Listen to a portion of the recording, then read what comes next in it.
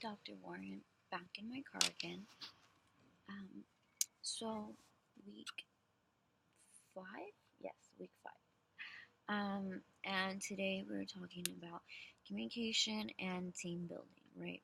So in communication, I thought it's something that I had already, because I'm a communications minor, so it's something that I already kind of knew, but I thought it was cool that they had described communication like as a transaction, right? So it's not just like one person, being like the sender and like they having the receiver having to like process that. It's all like everyone's involved.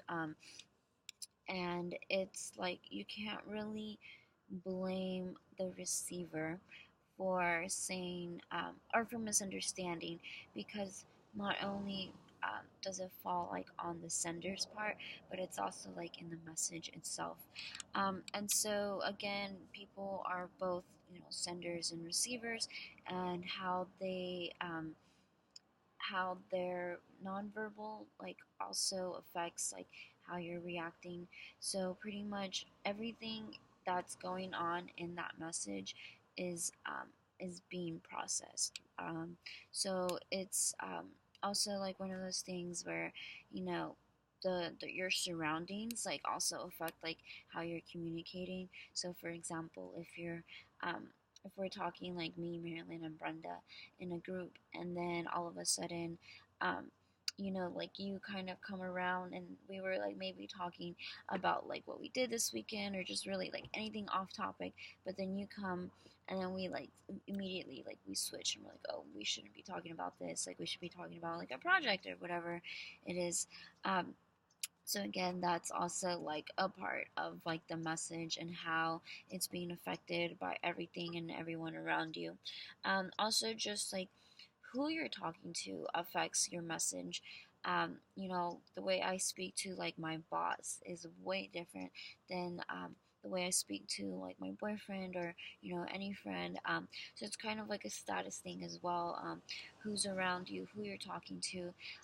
If I'm talking to like a kid, like I'm going like down here. If I'm talking to adult, I'm up here.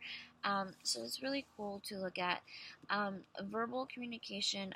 So I'm reading, and it says language is based on words like dog, which are themselves symbols that refer to something else. And they say a four-legged carnivorous mammal that is often a pet. I don't know. I just thought that was funny. Because it's just that shared meaning that comes from like words and stuff. Like you would think that people like see like the same things like you do. So again, let's go back to the example of dog. For us, over here in Western civilization, we see dogs as pets. But if you go to China, which, oh my god, I'm so sad when I think about this, they eat dogs.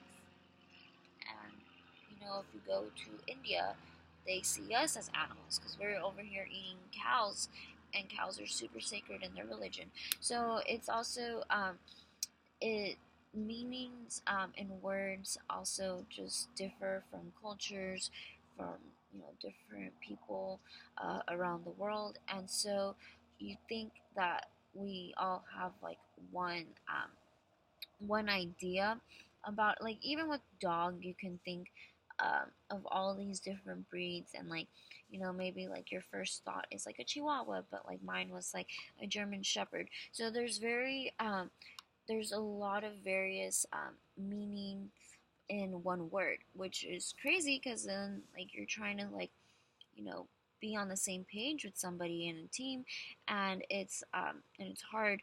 So again, you have to, like, when you're talking to your team, um, you have to be very clear and specific about what you mean. So like if we say shih tzu, oops, at on Friday, you want them to be done at a certain time, then you have to like explicitly say, okay, by 3 o'clock Friday, we need to have all of our stuff done, because you know that's how clear and specific you really have to be, especially when it comes to like talking to your groups and team members, because if you don't, then you're not gonna have a good time.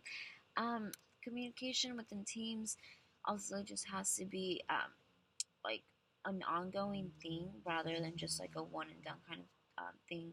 So you're getting that communication as you're going over the weeks. Like that's kind of something that needs to be kept constant. And through those interactions, you're really building trust. Um, let's see, dysfunctional information processing within the team. So it's kind of like one of those things where like maybe you're just like really focused on like the common information rather than like the unique information. So it's going back to like the minority like opinion. So even if it's like you're not technically the minority, but what you're saying is, it could often get like overlooked because people tend to just look at like what is like really prevalent, I guess you could say. We also have gender and communication, which is one of my like biggest irks because we as women are seen as like bitches straight up. If we're like confident and like we're like giving like if we're like in a leadership role and we're trying to give like commands or just being like in a leadership position, we're not seen the same as if it was a guy, like so communication between men and women um, is seen differently, especially because for guys the tendency for communication is to be like giving like what is it giving demands basically that power kind of thing, whereas like women are seen as like being more affectionate and asking questions and all that stuff. So it's just it's annoying because if you do try to talk like a man, you're not seeing the same as if it was a guy doing that, or if a guy was like talking like a female. I feel like they wouldn't be like seen as like manly. So I think that's dumb. um, Gender and communication is dumb because of the gender thing. Like it's really like annoying because there's all these little like nuances that occur with your gender and your communication. People expect you to speak a certain way or be a certain way. And so that's just really annoying, especially when you're trying to like just do like basic teamwork.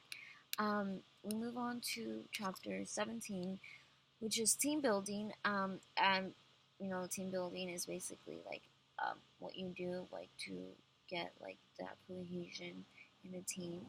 And so there's three issues that team building um, focuses on, and it's like what keeps the team from being effective, what changes could improve the team's effectiveness, and what is the team doing effectively now, um, that if it wants to continue to do. Okay, that was a hard read. Anyways, so yes, what keeps a team from being effective? So totally, open communication, being open, and really just keeping that um, that oh my gosh, what am I trying to say? Keeping that aspect right with a team, and making sure that if there's something that's like not going on, um, going correctly with the team, like what can you change, to improve that? So whether it's like being face to face and communicating, instead of like texting and communicating, that could totally like change like the dynamics. Um, Also just making sure that you guys as a team have a common goal, and you know what to do to achieve that, right? Because the main thing that you want in a team is to have that sense of belonging to a team. So using that identity really helps teams to like accomplish a goal together, because they if you accomplish a task and you're relating to a team, then you like that team succeeds, then you feel like you succeeded. So if you're not really that like cohesive with your group, then you're not really gonna give a shit if you're like not doing your job or whatever. And so building team,